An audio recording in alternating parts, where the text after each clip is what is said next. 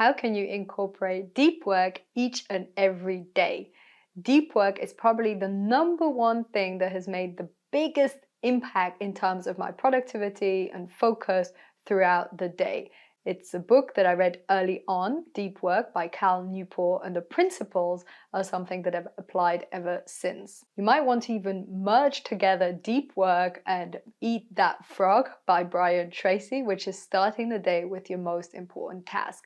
You can do them both together by starting each day with a big chunk of deep work.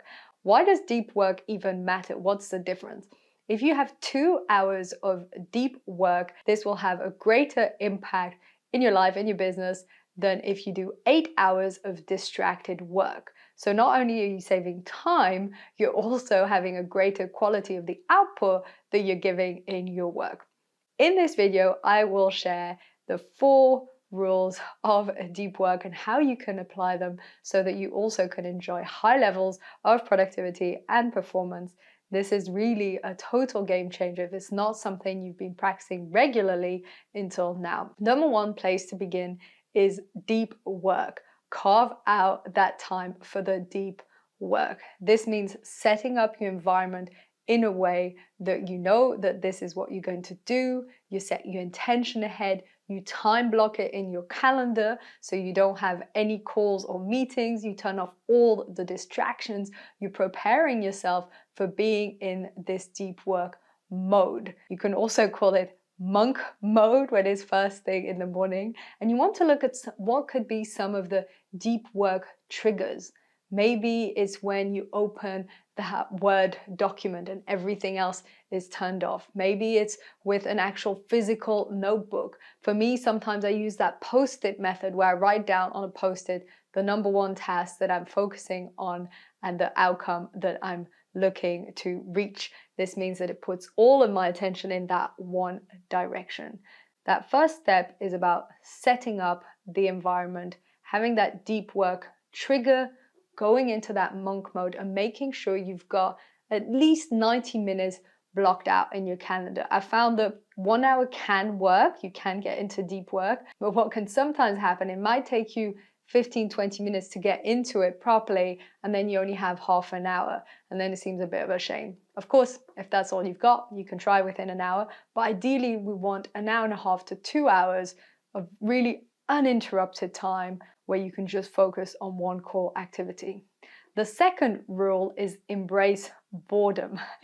What will happen when you decide to do that one task is you will feel some level of resistance towards it. This because it requires extra energy from the brain to do this, extra focus, extra discipline, and your brain will want to look for excuses, distractions, other things to do because it doesn't want to waste that energy, and it will try to hijack your attention and get you to do other things because why focus on this one thing instead? So it's perfectly natural and biological almost to feel the resistance initially, even more so if it's a creative task. This can show up a lot when it's a creative activity because that requires, on top of the extra energy and focus, that little bit more of magic and energy and inspiration. It's not just doing paperwork, it's maybe writing an essay or filming and recording podcast episode or painting, whatever the creative activity is. And then it's quite natural to feel a bit that resistance. In the embracing boredom part, there's also knowing that you might feel bored during the activity. There will be that initial resistance, then maybe you get into it, you get into flow, and then maybe because you reach a challenge or something is a bit tricky, you will feel this boredom and this desire to multitask and do something else. When this happens, if you can train yourself to single task and just do that one thing, and if you get really stuck, get up, take a break, move away from the computer, walk around, sit back down, and then continue. If you train yourself to do this, you will be able to sustain deep work for long periods of time. What often happens is we've trained ourselves every time we get stuck or bored or uninspired to just do something else on the computer. And that's when the actual activity that you could maybe get done in 2 hours ends up taking up the whole day. But you can retrain yourself that every time you get stuck or anxious or bored or impatient to take a mini break, take a breather, come back down, and then continue your deep work. Single tasking, embracing boredom, and taking recharging breaks. The third rule is to reduce the shallow work. This means looking at the tasks and activities in your work that aren't really that important. They maybe need to get done, but they're not the needle moving activities. Could be some paperwork, sorting out the editing part, little bits and pieces here and there.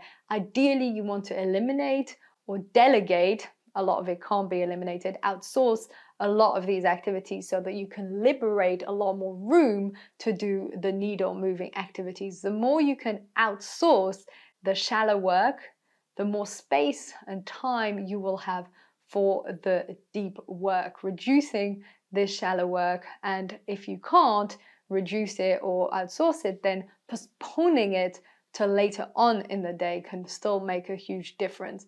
Anything such as checking emails, you will get a lot better results if you only check them once or twice later on in the day than if you're checking them all through the morning as you're trying to get into deep work. Reducing, limiting, eliminating sometimes this shallow work leaves you more space to breathe and create deep, meaningful, impactful work. And last but not least, to limit or eliminate all distractions.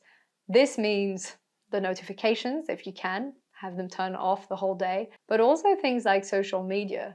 How much do you use social media during the day? Is it for personal use or is it for business use?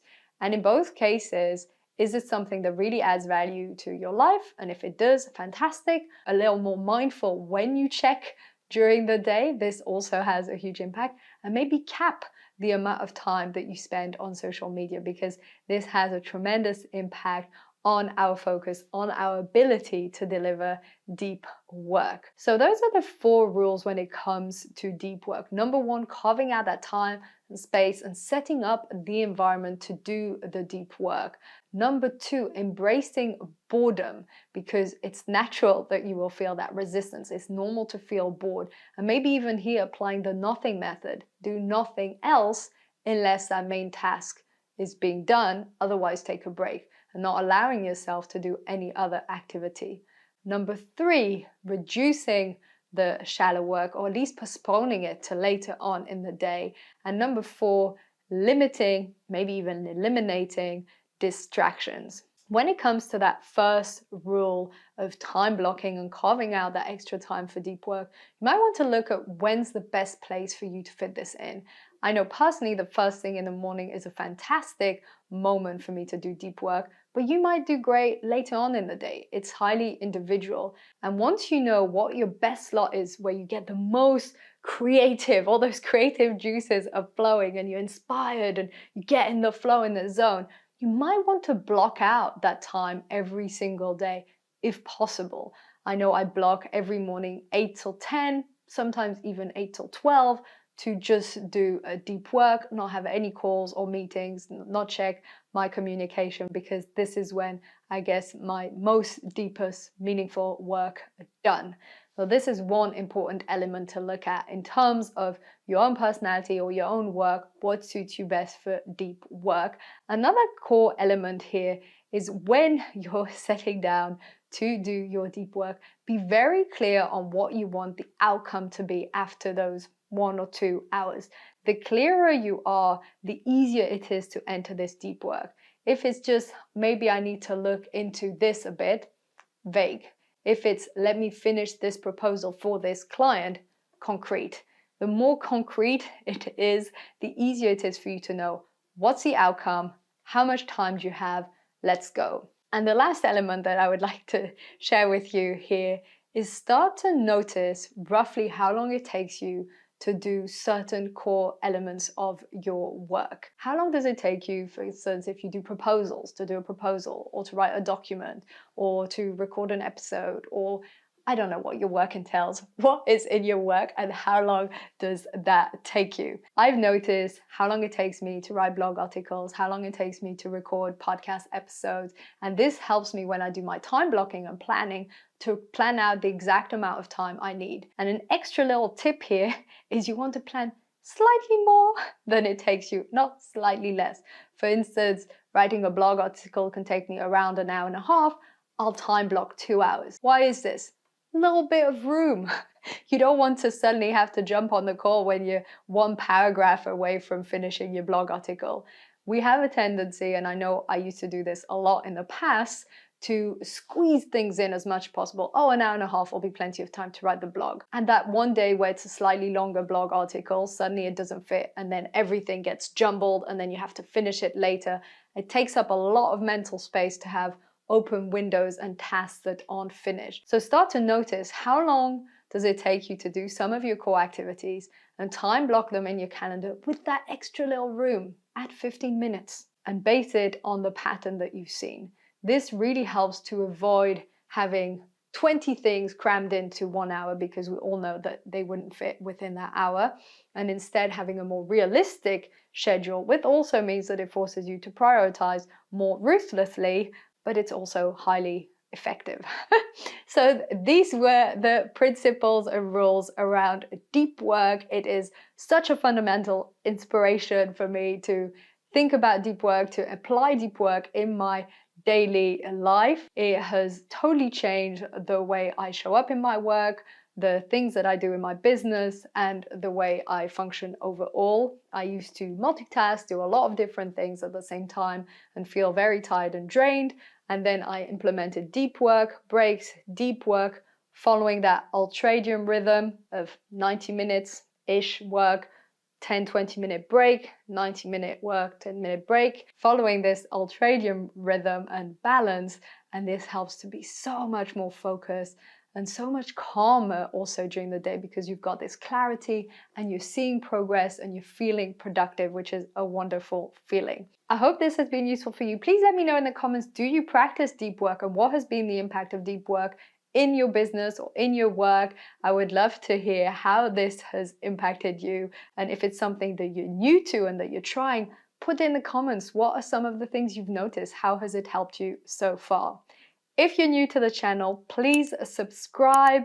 This means a whole lot to me and really, really helps the channel. So thank you so much. And if you're listening to podcasts or Apple, leave a 5-star review. This would be fantastic.